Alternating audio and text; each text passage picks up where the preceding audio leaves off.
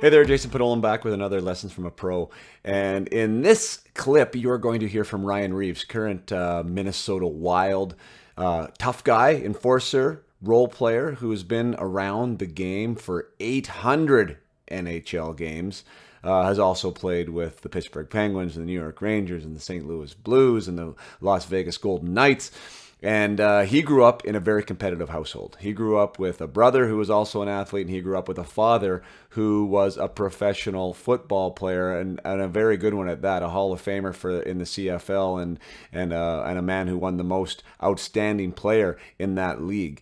And his dad let him do his thing with hockey, as he says in the interview. His dad stepped back. He was just coaching football, but didn't say much with hockey. But there was one thing that his dad, Willard Reaves, told Ryan that was an absolute non-negotiable. I guess the one negotiable or non-negotiable was if I laid on the ice when I was hurt and I could get up. I remember I had like an arm injury or something. I laid on the ice and he absolutely lost it after the game. He's like, "You have a broken foot? You have a broken leg?" I was like, "No, my arm." He's like, "Well, then get your ass to the." Oh, can we swear? Sorry. He's get your ass to the bench. Don't ever lay on the ice. I don't ever want to see you lay on the ice again if you're not injured. And yeah, no, I try not to anymore. That's for sure. I love that lesson. Super simple, easy to understand. Get up. Unless you are injured, get up. Now, there's a difference between hurt and injured. You might have heard it before. Hurt means that it hurts. Get off the ice. Injured means that there's something really wrong with you and it's going to require medical attention. Then you can potentially stay down.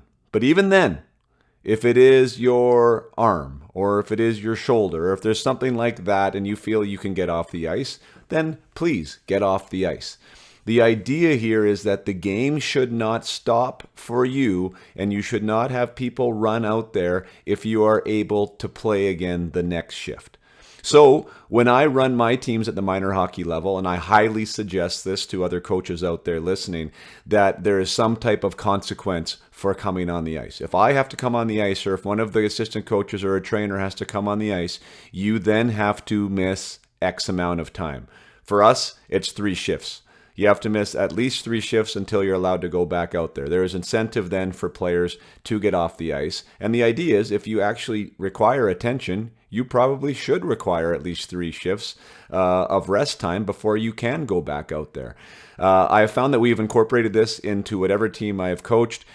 Players do not stay down. And then I sit and watch other teams have coaches go out on the ice, go out on the ice, go out on the ice, only to have their players come back out on the ice a shift or 2 later. So if you are a player listening to this, take pride in your toughness. This is something that I cannot stress enough. Take pride in your toughness. Take pride in the fact that you can block a shot, that you can have a bruise or an injury or something that is hurting you, and you can fight through it. You can persevere through that. You can get off the ice. You can walk it off. You can allow the game to continue and have somebody else replace you on the ice. It is something to be proud of. It's something to build self-esteem around. It is something that you can take pride in as a hockey player, which is unlike other sports that people do lie on the field. They do require attention. They do go down for things that wouldn't hurt hockey players. I love the fact that hockey players get off the ice with a broken leg. Call me old school, call me whatever you want, but I think this is something that each and every athlete can take pride in if you put on the skates and if you want to play competitively. And if you're a mother or father listening to this or a coach, I would institute this in your own house, that your child does not lay down on the ice. And if you're a coach, my team does not lay down on the ice. There are consequences to that. Play hard and keep your head up.